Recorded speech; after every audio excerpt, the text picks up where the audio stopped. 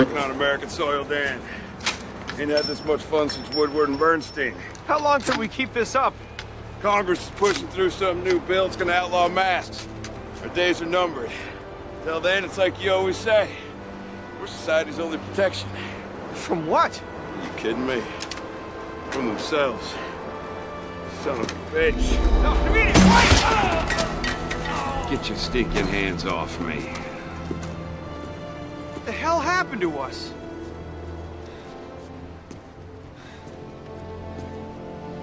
What happened to the American dream? What happened to the American dream? It came true. You're looking at it.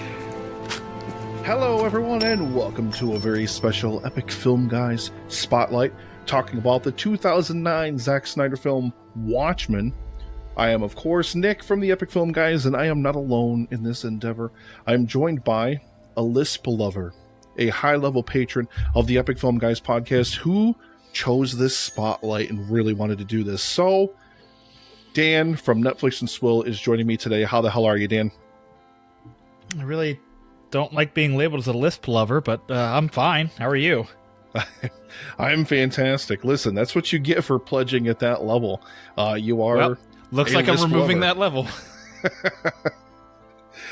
So yeah, we're here to talk about the 2009 Zack Snyder film Watchmen.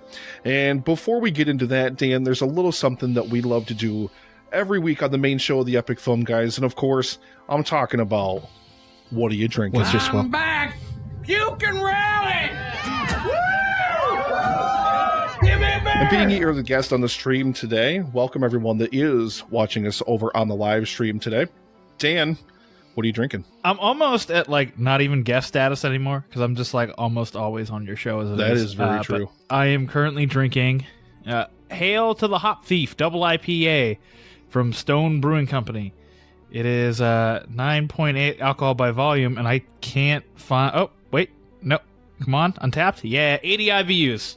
There. So, all the flavor profiles you'll ever need in making your beer decisions. Hooray. It's good. That's actually a fantastic beer. I've had it several times, so great choice. Great choice. I am drinking... You were supposed to be drinking this, too, because you told me you had a 4-pack of it. I am drinking New Holland Brewing's Dragon's Milk. It's a bourbon barrel-aged stout. I've had it before, so we won't wax on and on and on about how much we love it or anything like that. Because, Dan, we're here to talk Watchmen. Who watches the Watchmen? Well, us, clearly. Yes. All right, and I wanted to kick things off by first things first, Dan. Have you read the graphic novel on which this is based by Alan Moore and Dave Gibbons? Indeed, I have read some parts of the graphic novel. Read some I own it, but currently my dad is borrowing it, and by borrowing it, I mean like he's been on the same page for like the last 9 months. So, way to go, Dan's dad. I mean, he's a lover of comic books, so it's one of those that you kind of have to have. He's a lover of comic books, but not enough to actually read it. Yeah, that's... Yeah. I, of course, have also read the graphic novel. It actually was the first trailer for this film that came out that prompted me to buy it, because I'd never heard of it before, and I just thought visually it looked so cool.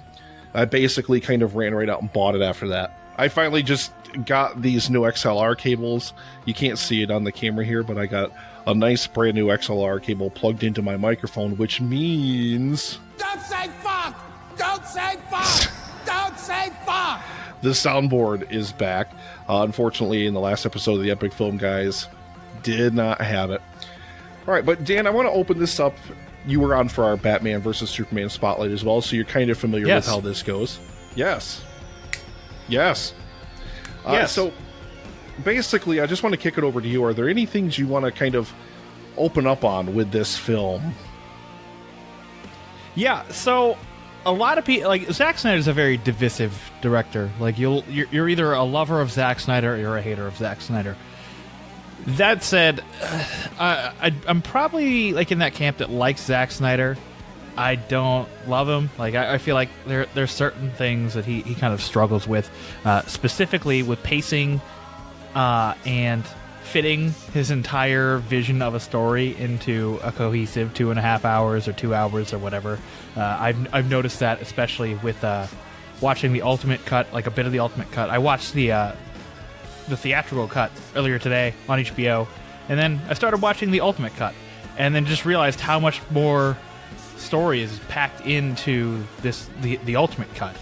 And I'm just like, and I'm thinking to myself, like, what is it with Zack Snyder in particular that he's a director that has so much story, but just like can't figure out how to parse it all out and, you know, try to make it more cohesive into like a theatrical route than he has. Because, like, as you said with Batman vs. Superman, if you compare the theatrical cut to the director's cut, it's like night and day. Like, they're two completely separate movies. These are closer. The ultimate cut and the theatrical cut, they're closer in quality, which is still very good. But there's still story bits that are missing from the theatrical cut that help make the movie feel more cohesive. Yeah, and I can't disagree with you there. There's a lot of stuff that they eviscerated in the theatrical cut of this film that really... I mean, there's just so much in this film to digest, really. The ultimate cut is the one with the Black Freighter stuff that was kind of integrated into it, right? Yeah.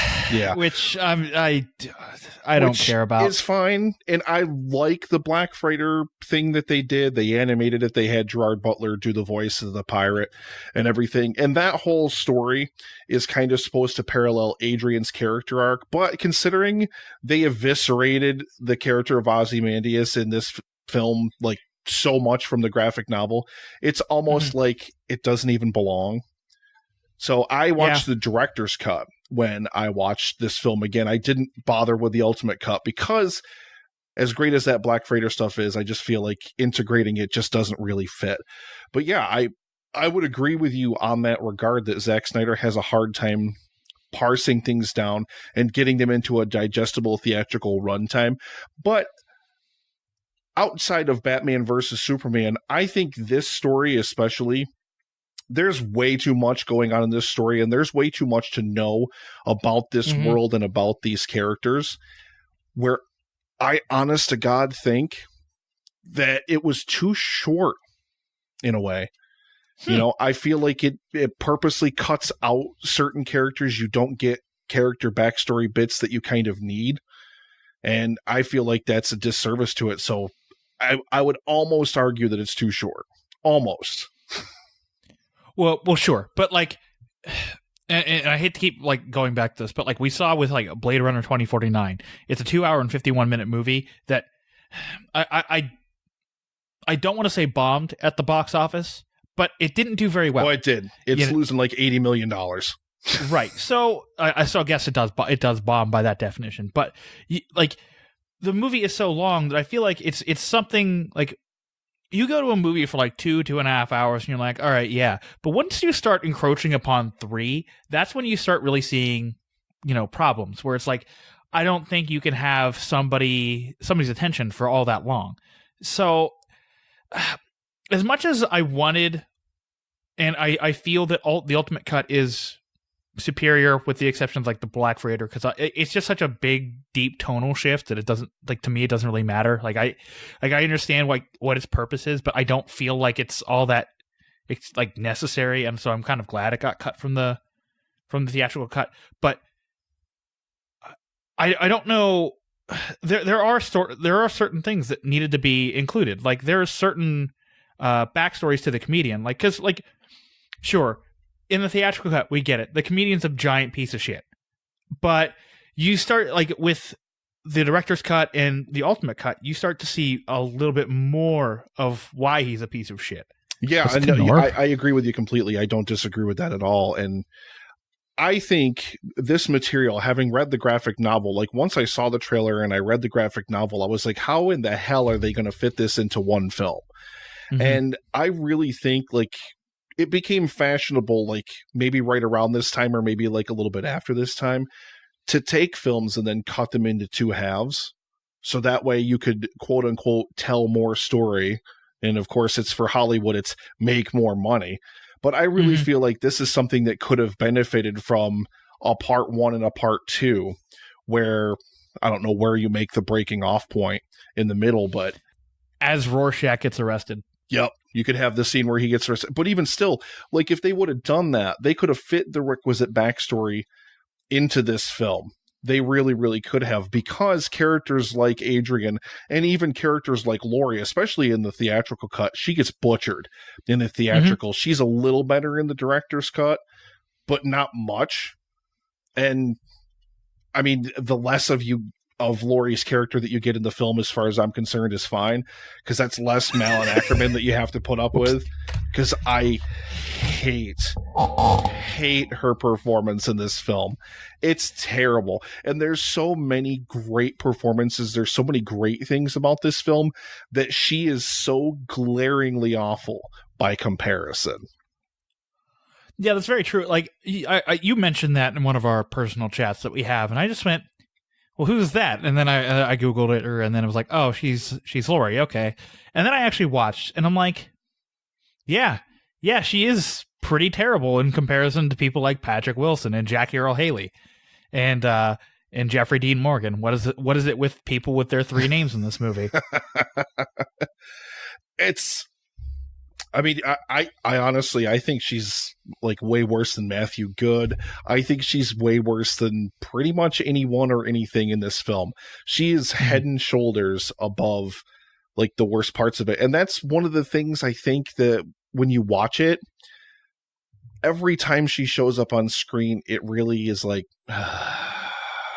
but it's such an important character because she was fathered by the comedian, so she has to be in here. And I just think, especially in the theatrical cut, they butchered that. So I think if you take this film and you turn it into a 2-parter, then it would have allowed this expansiveness where you could have explored her character fully.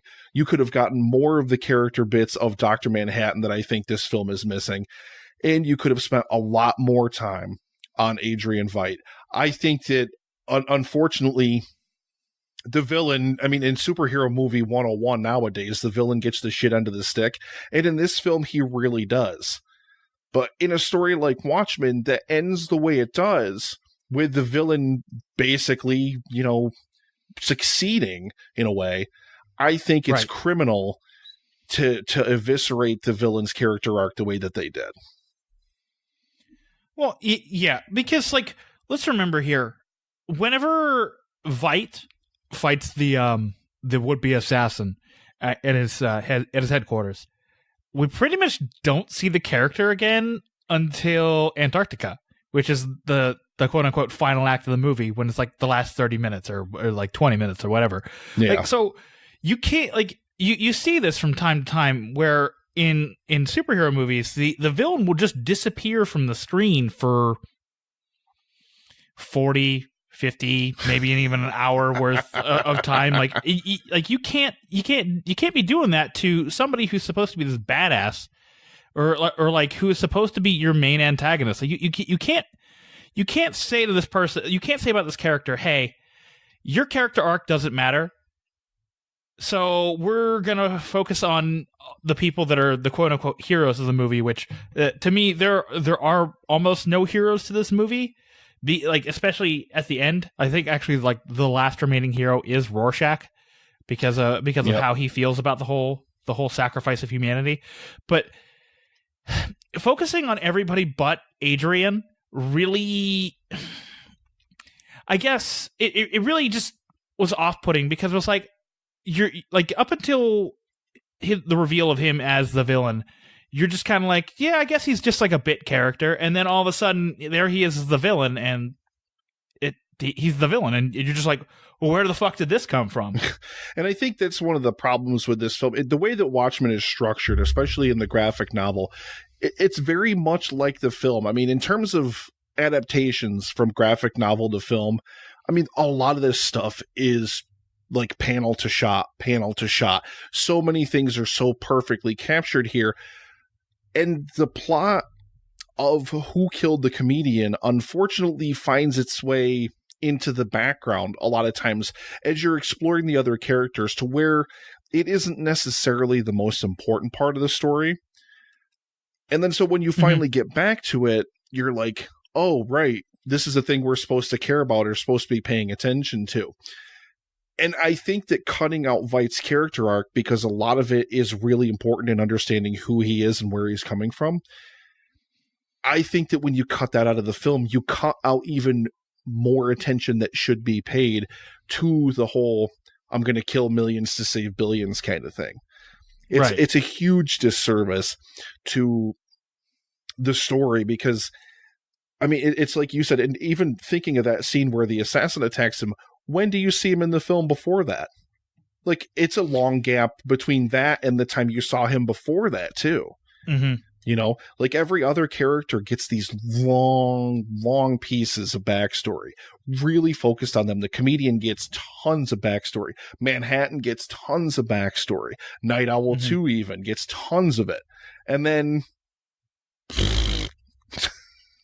Well, I think if you want to go analytical on it, I think the way you can say for the movie that the reason why Veidt doesn't get all this backstory is that this character feels like he's too important for what the Watchmen are now.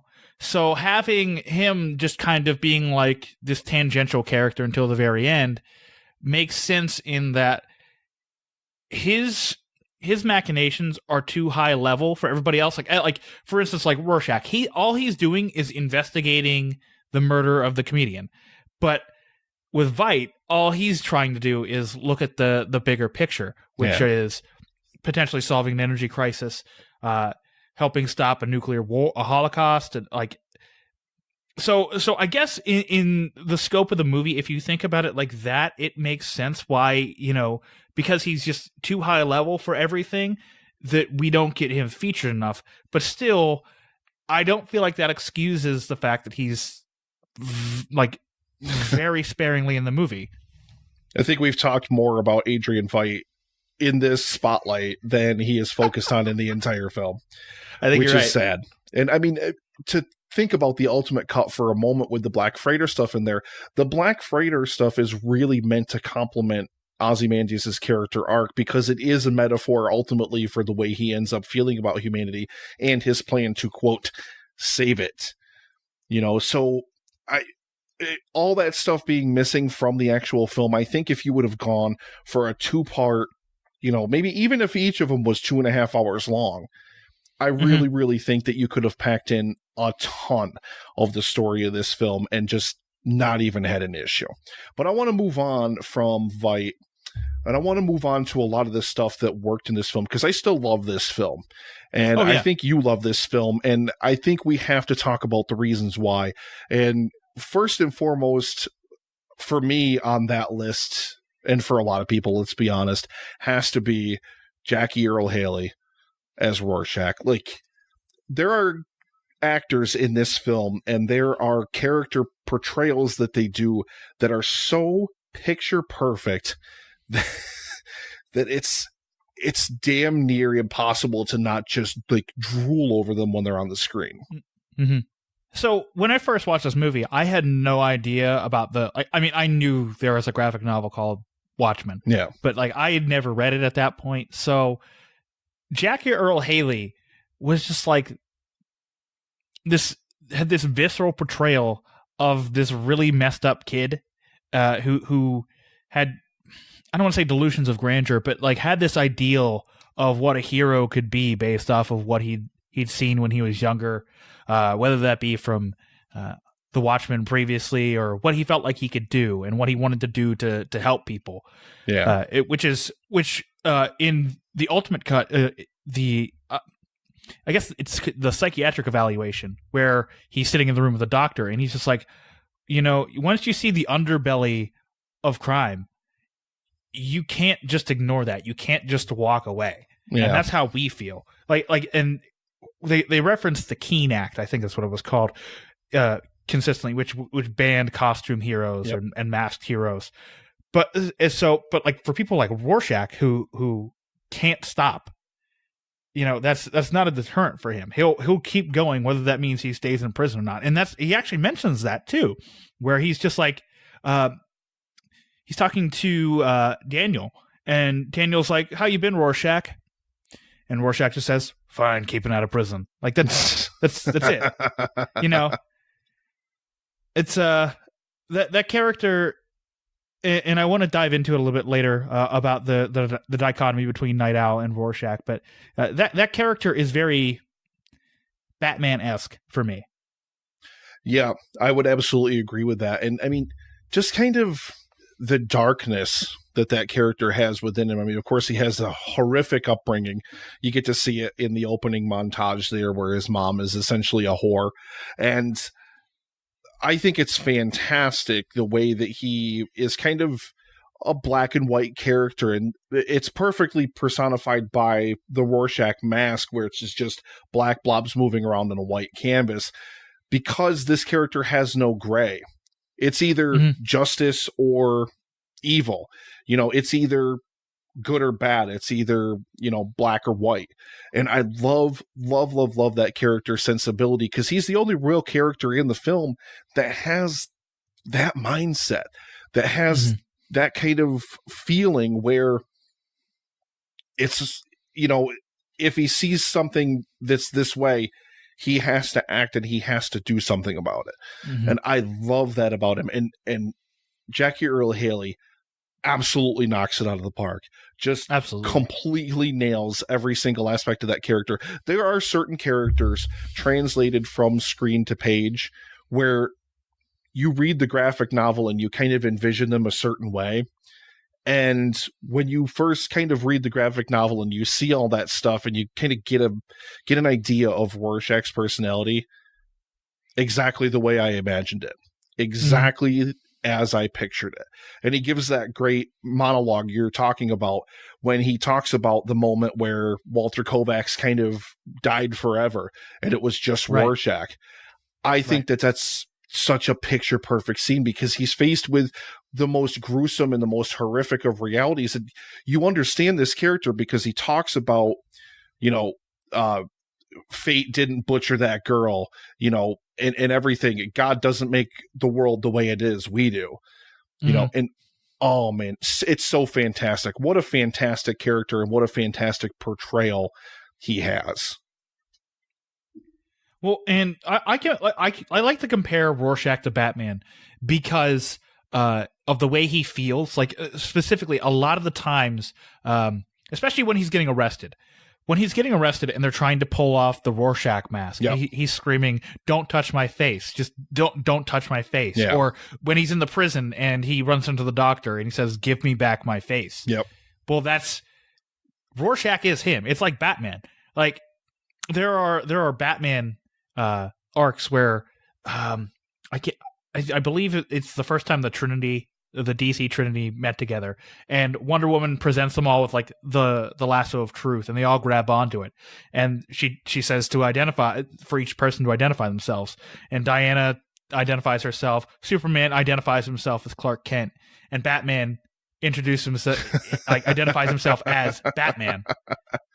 And there's another thing where in Batman Beyond, Bruce Wayne his mind's getting fucked with, and they're like, the new Batman's like, "Hey, how did you know that, this wasn't real?" And he's like, "Well, the Vision was calling me Bruce. And in my own mind, I don't call myself Bruce." And it's heavily implied from there that he means he calls himself Batman.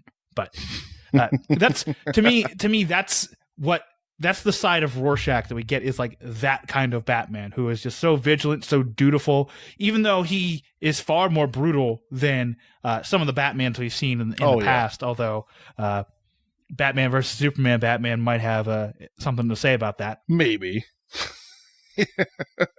Well, it's kind of a perfect segue as well to move from there to talk about Patrick Wilson as Night Owl too, because he's very much meant to be kind of a representation of Batman, where he's got, the millions and millions of dollars that he inherited and he used it to buy all these gadgets and fund this whole crime fighting empire. What were your thoughts of Wilson in the film?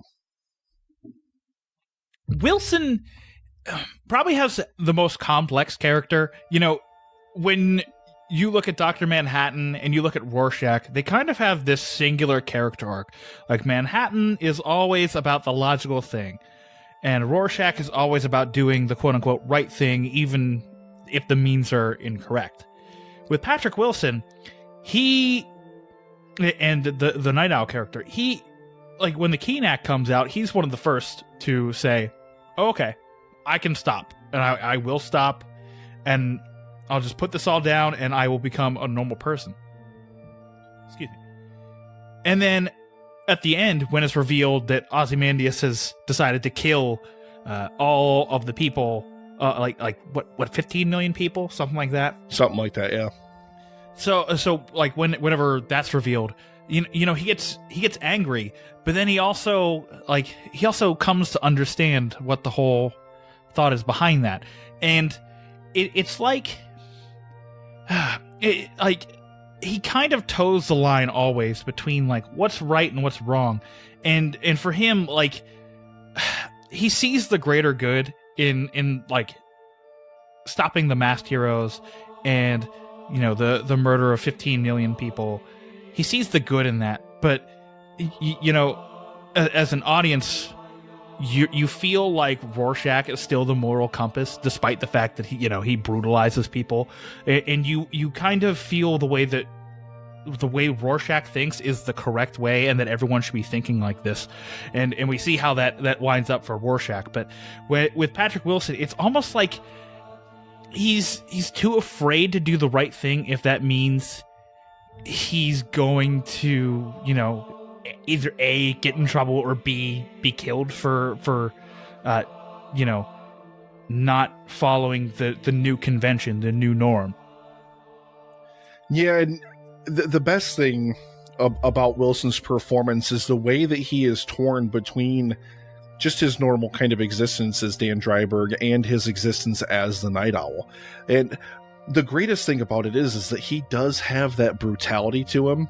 Like, especially in the director's cut, after the death of Hollis Mason, which was something that was hugely omitted from the theatrical. I still remember that back in the day.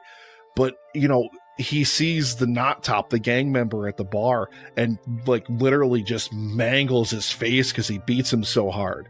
Like, it's almost, like, I mean, you see Rorschach kill people, like, here and there, left and right, but, like, that scene with Dreiberg feels worse because Dreiberg feels more like a normal person than does Rorschach, or than does a lot of the different characters in this film. So you almost kind of put yourself in his shoes as a vehicle to walk through this film. And that scene, like, it's hard not to feel for that character, and it's hard not to almost see yourself in that place, you know what I mean? Where he, like, literally brutalizes that dude just because Hollis Mason got killed.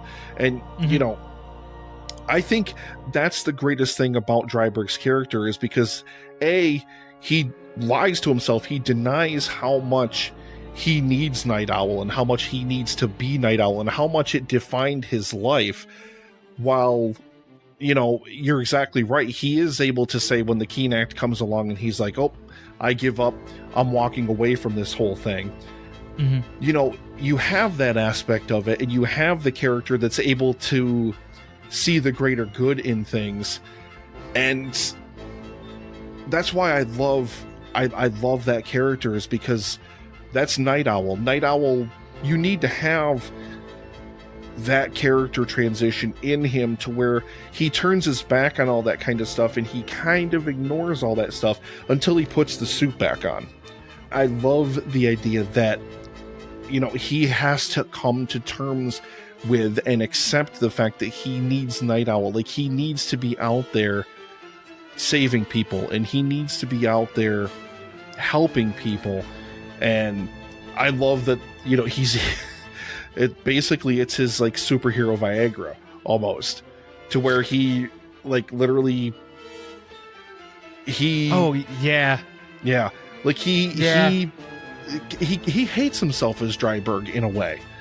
He really, really does. He hates himself as Dreiberg because who is he as Dreiberg? Like, he's nobody. He's just some balding dude some fat dude who just like goes and hangs out with an old guy once a week and drinks beer. That's literally the only thing that defines his life. But in the Night Owl suit, like, he can live in that world where he helps people, where he does everything for people and lives for other people. And I think that transformation is why he's able to see the better good, the greater good, as you said, in Adrian's plan. You kind of brought it up with it whenever he puts on the Night Owl suit. We don't actually see him in the Night Owl suit until on the end of the second act, really. When he and the Silk Spectre 2 go out in Archimedes and go save those people from the fire. That's the first time we actually see him in the suit. I mean, outside of flashbacks. Yeah, and that kind one of stuff, brief flashback with the comedian earlier in the film. Yeah, which is very much the comedian's flashback, not his. So well, right, because during that part, it's flashing through all the characters and like a moment they had with the comedian that kind of defined their relationship with the comedian. And I mean, speaking of the comedian, I actually want to kind of start talking about the comedian now because, oh God, I'm so torn on favorite characters in this film. I'm so torn on Jeffrey Dean Morgan as the comedian or Dr. Manhattan. Like, for me, it's, I could go one way one day and I can go one way the next day. But, speaking of the comedian, I mean, number one, Jeffrey Dean Morgan is perfect. Is literally note perfect as this character. And yeah, his relationship with all these characters is essential to the central conceit of the film, which is Rorschach's whole mask killer theory, which of course it doesn't have anything to do with just trying to kill masks. It's because he stumbles upon Ozymandias' plan. Like, he figures out Ozymandias' plan way before anybody else does, and that's why he has that great scene with Moloch where he's breaking down and he's crying because Rorschach kind of says it perfectly at one point that the comedian's just a parody of the awful aspects of humanity.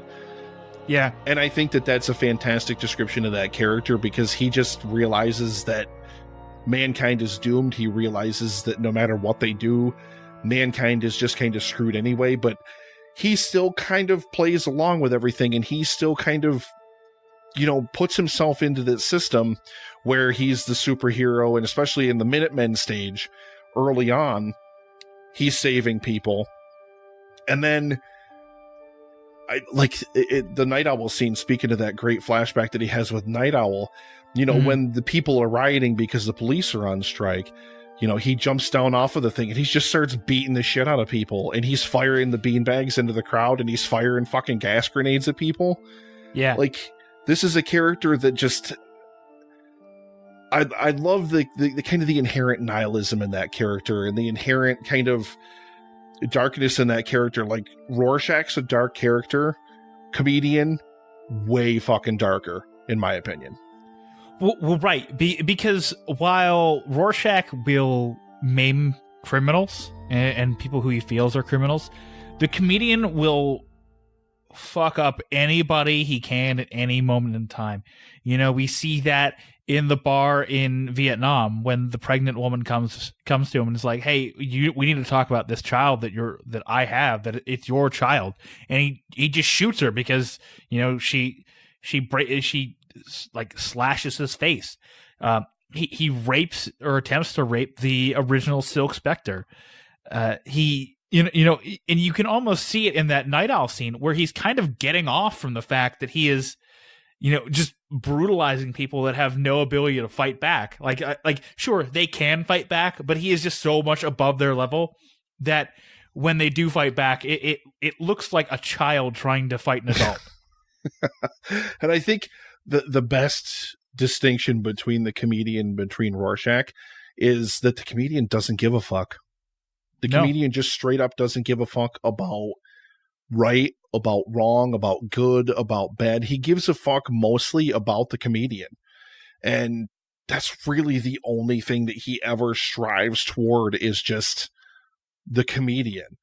And you get to see this in all those different flashbacks. It's like you said, when he just straight up shoots the pregnant girl. Like, what's he pissed off about? She cut his face. So he just shoots a pregnant girl down in a bar. and like, they threw a beer can or something like that and hit him in the head when he was, yeah. And he jumps down and he starts beating the shit out of people and shooting them with beanbags, and I love so much of that character, and I love Jeffrey Dean Morgan's performance in that role. I think he's fantastic. Well, and this really gets me excited for Flashpoint, the Flash movie. If it continues to be Flashpoint, God in heaven. Oh, I'm so excited for that, because Flashpoint, despite my reservations with Flashpoint being the first Flash movie, I love that story and what it means. So seeing a very brutal Jeffrey Dean Morgan in this movie just kind of has me extremely hopeful for what that movie can be. Just straight up beating the shit out of people and murdering people. Oh, I just came a little.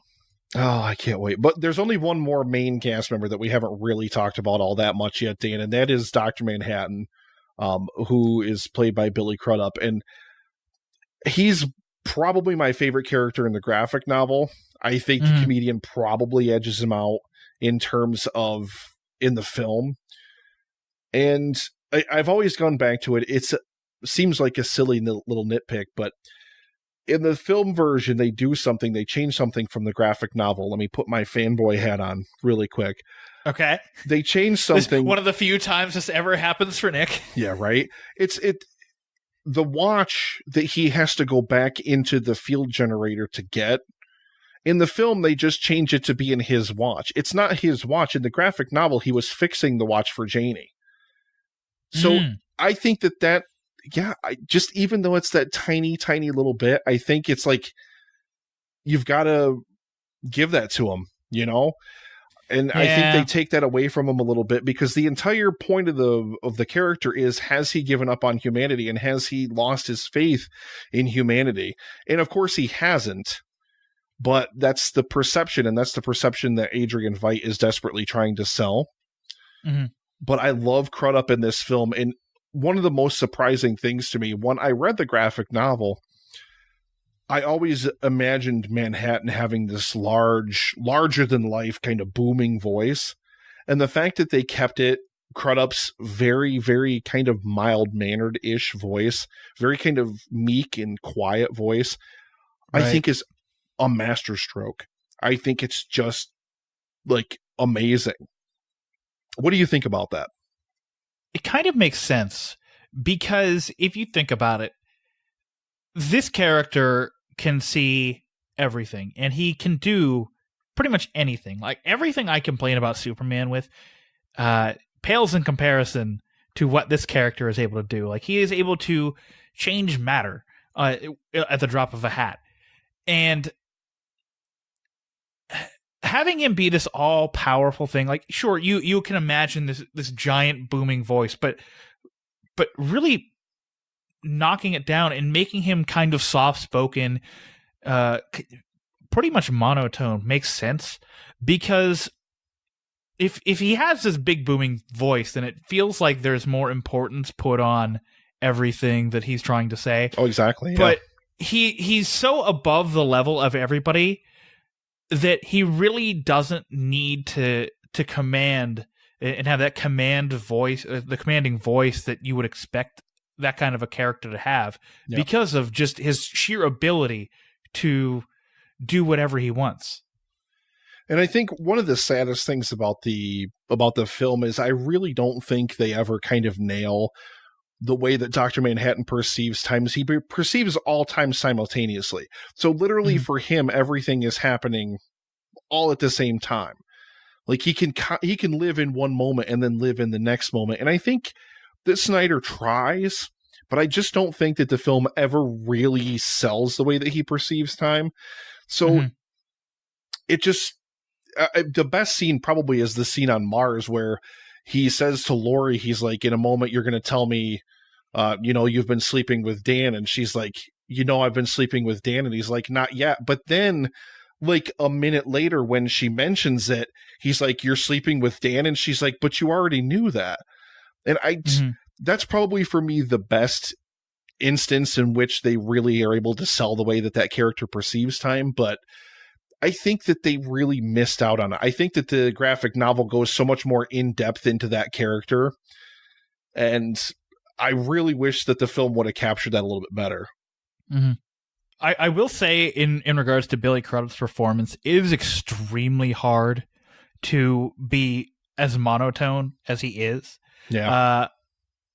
Michael Ansara, who was the original voice of Mr. Freeze back in the Batman and the animated series, I've heard stories of his work with the character, and if you hear how if you can remember how monotone that character was, yeah. Like they would keep telling him after every take, okay, that's good, but we need less emotion and less emotion, less. Like for a lot of people and a lot of actors, it's extremely hard to, kind of be emotionless. And for Billy Crudup to be able to pull that off in this kind of a role where, you've seen everything, you see all the possibilities, you see everything at the same time. So you eventually over time become numb to everything. Yeah. And, Billy Crudup is really able to sell that, especially with the way he is so soft-spoken and so monotone, which, those would sound like negatives, but in this kind of an instance with Dr. Manhattan and the power this character holds, it really, for me, enhances the way the character is. And I mean, I think we have to talk about it because I know it's a sticking point for a lot of people that love the graphic novel and maybe weren't as hot on the film itself. And that's the change to the ending. In the ending of the graphic novel, Vight's plan is basically to summon this giant alien squid fucking thing to New York, where it attacks and destroys New York. So then he brings peace by making Earth think that there's this alien threat that could descend upon them at any time. And in the film, this is changed to be Dr. Manhattan himself. And your take on that, because I have a definitive take on it, but I want to hear your take on whether or not you think that that's better or not, and whether you think it works or not. The squid sounds fucking stupid. That sounds so fucking dumb. Are you kidding me? Like, I kind of understand because I think back to Independence Day and the alien invasion there kind of unifying the whole planet, which we sort of kind of see in Independence Day Resurgence, which will never be brought up again ever by anybody. Thank you. But that squid just sounds so dumb. It sounds so fucking dumb. I'll be honest with you. Oh my God. I'll be honest with you. It is dumb. It is because it's just this kind of really random out of left field thing. And I think the way that they paint the Manhattan character in this film is that he's losing touch with humanity. He's, kind of doesn't care about humanity anymore. Think about the interview that he gives, the TV interview, where they ask him about somebody being dead and they're like, well, it's the same amount of cells. So what's the difference? Right. Like the idea of human life or, cherishing human life to him is it's so beyond him at this point. Like he is like so invested in everything else. So I think it makes perfect sense to transform that character and for Veidt to use that as his quote unquote weapon in the film where, he makes it look like Manhattan is attacked. And in the graphic novel, it was just New York. And I think in the film, they make it where this attack happens in a bunch of different cities all over the globe. Yeah, it's like all the major cities like New York, Paris, Moscow. London, Moscow, like Hong Kong. Like so worldwide, it's trying to unify like all the major powers at the time in the 80s, which I don't know why they thought France was a major power, but okay, whatever you want to say. Oh, well.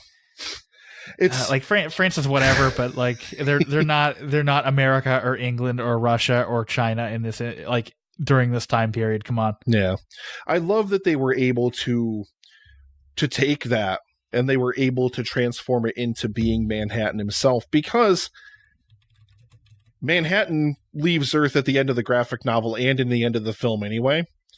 Yeah. So, by making it be like this omnipotent being, even though he's not really omnipotent, but to where they think that this omnipotent being is always watching and could come back at any time and just annihilate the shit out of them. that for me works as a better motive for peace than this really random out of fucking nowhere squid thing. That like, the squid thing is fucking weird, dude. The squid thing is really, really weird. And I love, like, fine, call the Dr. Manhattan machine the squid. That's like the acronym for whatever it is. And like when it activates, it has like these power tentacles that moves around. Like, I love that that's a great nod to the graphic novel, but I love that they didn't go with that because it's absurd. well, right, and like you said, it feels like out of left field. Like it's not being teased at any moment. Like with Dr. Manhattan, you see a lot of cracks, especially like with the TV interview whenever he leaves in like a huff. It's like if I left a TV interview and could teleport, it would be like that. But Yeah.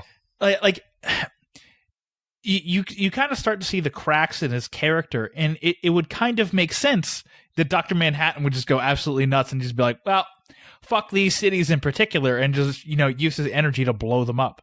Like, that makes sense to me. A giant fucking squid that in no way is referenced until the very end of something makes no like it's this squid like is throwing a really football fucking out of left field. It's like trying to throw a football into the stands as opposed to just throwing it downfield to the open receiver. Like, take the obvious path that you've created. Don't try to throw it to the fan who's just out like in the middle of like section 228 row J. Like, just take what you have and go. Yeah, the squid was always a really, really weird element to me. So I did love that they changed that element of it. And I mean, I don't even fucking care about Silk Spectre 2 in the film because I think Malin Ackerman's performance is so bad. So many other actors around here are acting their asses off, and they're really embodying these characters so perfectly that her line delivery alone is cringe, like ultimate cringe. And God in heaven. Look, and you get Carla Gugino in this film to be the original Silk Spectre, and God, they make her look beautiful. But there's a couple other things I want to touch on with this before we wrap up here tonight, Dan. The first of those being the opening of this film. And in the graphic novel, there's like, I think it's like an entire chapter. I can't remember. Like one entire volume of the graphic novel is devoted to the Minutemen and like the backstory of this whole world before the present day of like what masked heroes were beforehand. And they basically take Bob Dylan's The Times They Are A-Changin' and they cut all this stuff into it and they make it work within a 5-minute time frame. It's still one of my favorite openings to a film, period, because it's got that perfect Snyder slow-mo, and it perfectly explains and perfectly sets the stage for the world in which this entire film is about to take place. What were your thoughts on like the opening of the film? Like after, of course, the comedian gets killed, just that entire opening credits montage. Right. So it's interesting because, like, for the most part, the scenes are practically still images. Like they'll like be not hyper zoomed in, but they'll be zoomed in and then they'll slowly zoom out. Right. And I guess slow mo does happen, but like in reality, like what actually happens in the scene doesn't matter. What really matters is the snapshot that you're taking. So, like whenever they're taking the photo of the original Night Owl with the guy in a headlock who's firing off the gun doesn't matter. It's that Night Owl has apprehended somebody, and the great thing about that is that it's meant to be Batman. Like they're meant to be outside of the theater, the Monarch Theater, whatever it is, whatever theater Batman's parents got shot out in front of, because you see them in the background of that shot too, where, you know, because of the Night Owl, like Batman never had to happen. Okay, that's cool. Yeah. Which I guess for comic people right now, there's apparently an arc going on about the Watchmen crossing over into the current DC universe. So yeah, I think that was Rebirth or whatever. Yeah, I think where so. Batman found the comedian badge. Yeah, which is cool. I haven't read anything about that, but that is always cool.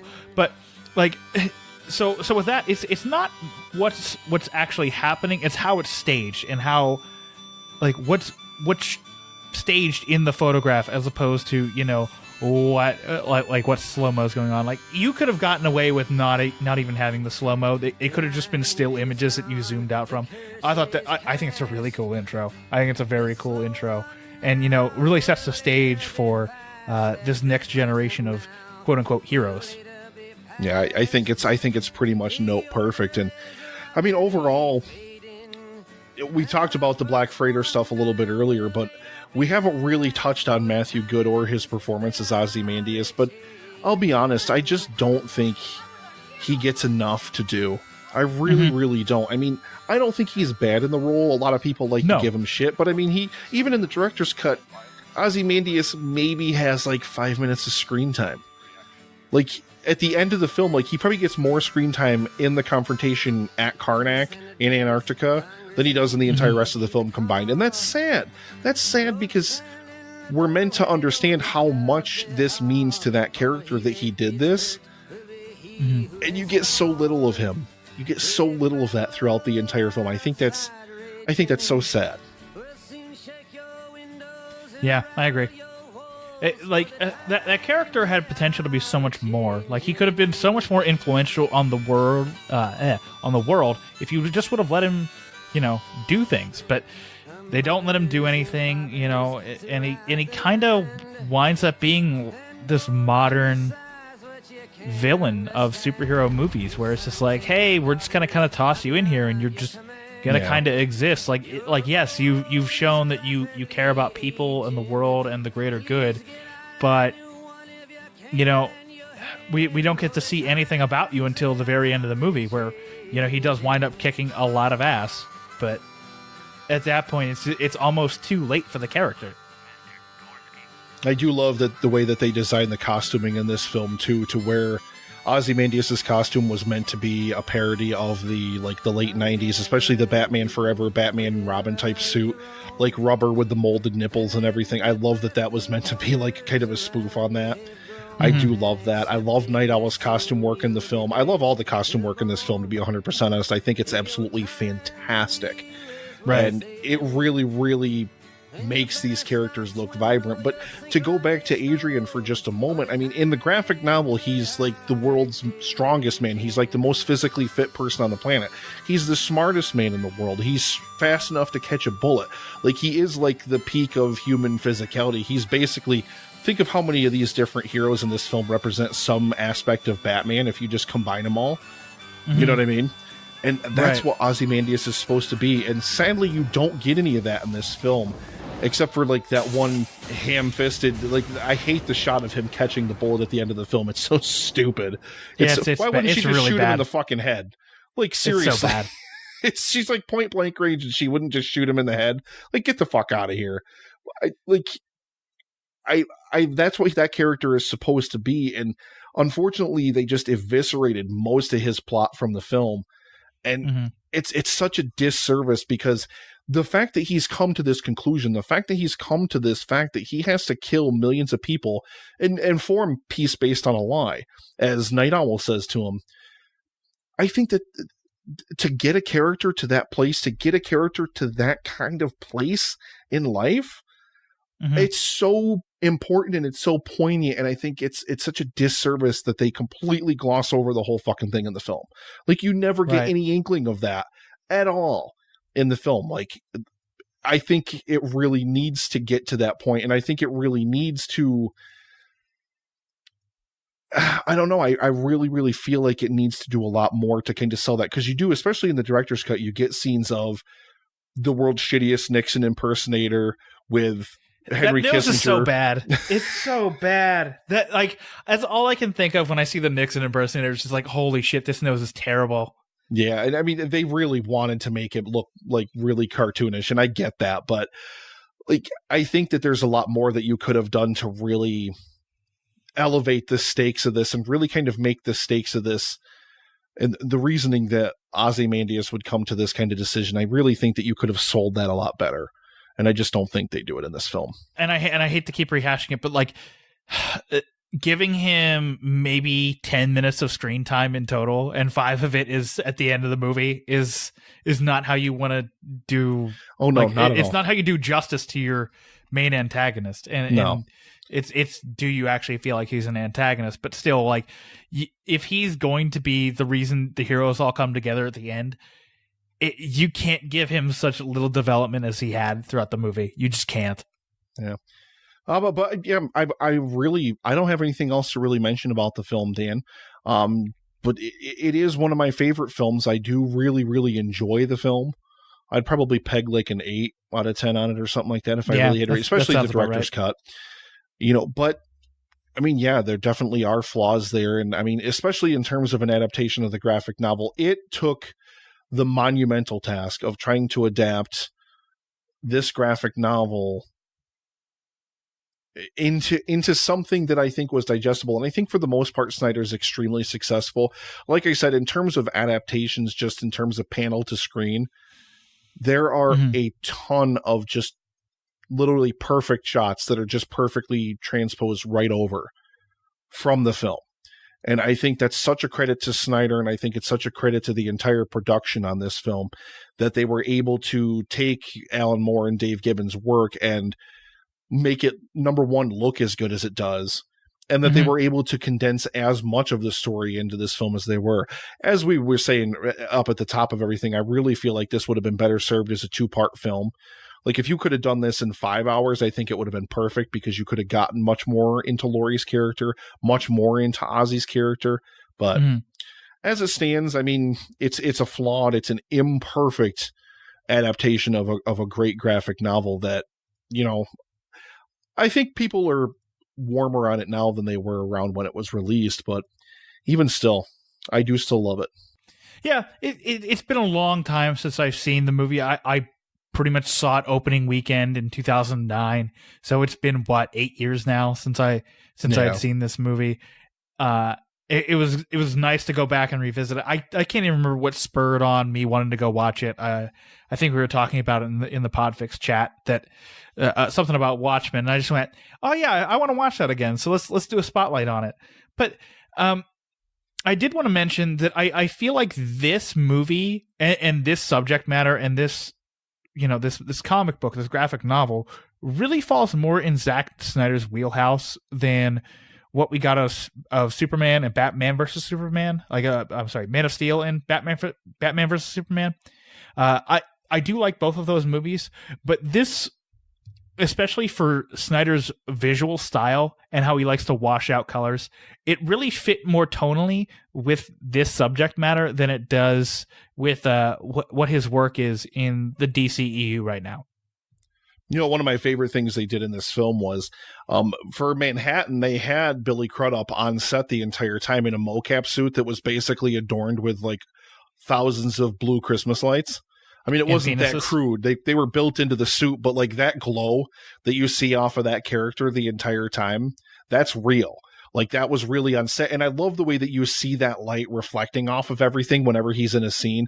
There are little attentions to detail. There are little touches like that to this film that are what elevate it for me from being just so, okay, this was all right, this was fine or whatever, to perfect. And I think you can almost watch this film, Dan, and you can almost point out which characters the production, like the screenwriters and Snyder, really, really love versus those they were like, okay, they're essential to the story, but meh.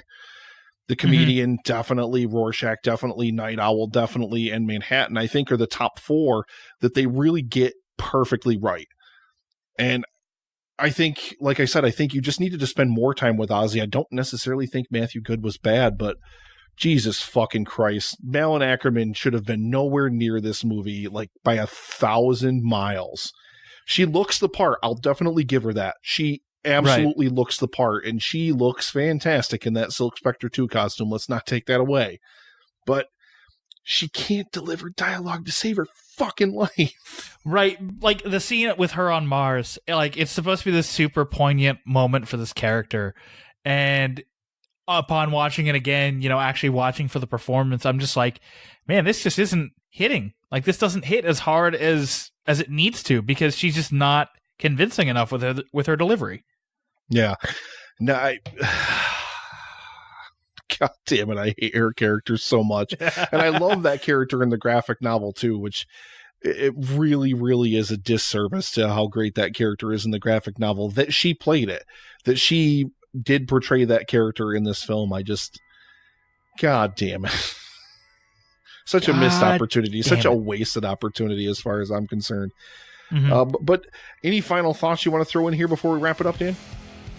Just really quick, I love Rorschach's mask during this. I the parts I have read of the Watchmen graphic novel, I do know that his mask changes around, and I really feel like that is the best work with CGI in this movie, is watching Rorschach's mask change around from just standing there to like walking around to still seeing it change around. I think it's some of the best visual work you'll see in the movie. I mean, we didn't mention it the entire time in the film, but how did you feel about swinging blue dongs? I do have to wonder if that is actually Billy Crudup's penis. Like, if that's actually his penis size. That's a shame. I've read about it, actually. There were like a lot of discussions about what the penis should look like and like how big it should be and all that different stuff. Like, I mean, I forget who it was. It was some bodybuilder that they modeled the actual Manhattan character off of, because Billy Crudup does not fucking look like that. They took some bodybuilder. Wait, you're telling me he's not entirely blue? Sorry, Dan. Damn. Yeah, they took some bodybuilder. It was some bodybuilder's body that they modeled the Manhattan character off of. But yeah, I do remember reading that they had numerous conversations about how big the penis should be and like what it should do, because he's supposed to represent like this idealization of, you know, the male anatomy. What I would have liked to see in the movie is that, like, at the beginning, his whenever dick he his fully knees. forms, Come on, Dan. Right. No, exactly. I want him to have like this incomprehensibly large penis at the beginning, like the quote unquote beginning of his arc, and then like as he slowly realizes that he has a greater purpose, he devotes less and less to the size of his penis. I feel like that would have been a nice touch. He just shrinks it down like periodically, like as he goes. Exactly. I would have loved that. That would have been the perfect touch for the character. Oh, that would have been perfect. Oh, I love you so much. Oh, God. But yeah, there it is. So, Spotlight for Watchmen. I know that was a very kind of unfocused and meandering discussion about a lot of the characters and a lot of the themes in the film, but that's the way the film is itself. It's very meandering and it's very unfocused, but that's also, frankly, the way that the graphic novel is. It devotes entire chapters to backstory for characters where you're not focusing on the main plot at first. And that's why, you know, I do love it. That's one of the reasons I do love it. I love it as an adaptation. I love it as a film on its own. I just wish they had gone the route of doing like a two-parter, like a 5-hour-long, 2-part just extravaganza where, you're right, it would have been perfect. Not kill off, but have Rorschach be unmasked, and then second half of the film is all the second half of the film stuff. I think it would have been fantastic. Yeah, and you open back up with Rorschach getting questioned in the in the prison. I feel like that would have been very nice. All right, so Dan, I'm not going to let you tell our audience where they can find you, because they've heard you on this show a million times and they know all about the Netflix and Swill podcast, or at least do they? They should. Well, either that or they willfully ignore the fact they ignore the fact that I'm even on this show anymore.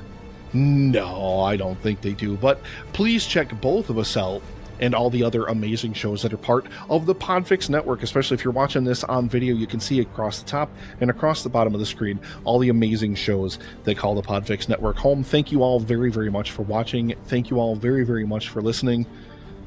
And I'm going to go get Chipotle, Dan, so I can record my next episode of The Restaurant. Woo! I'm very proud of you. And we'll see you at the movies.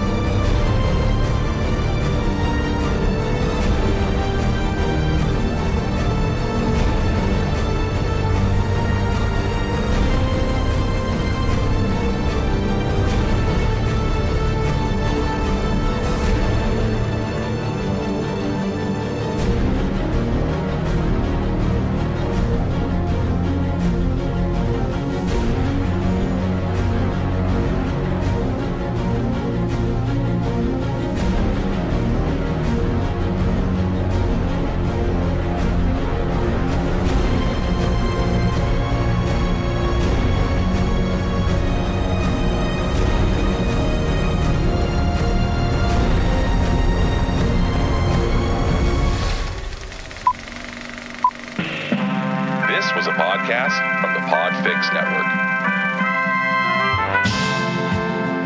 You can check out more shows like it at podfixnetwork.com. We'll see you at the movies. ... Next Tuesday. Next Tuesday. I didn't even push it once the whole night. I sucked a dick last night. There he is. That reminds me, really quick. Fuck off, Justin. Perfect. Coming to a soundboard near you.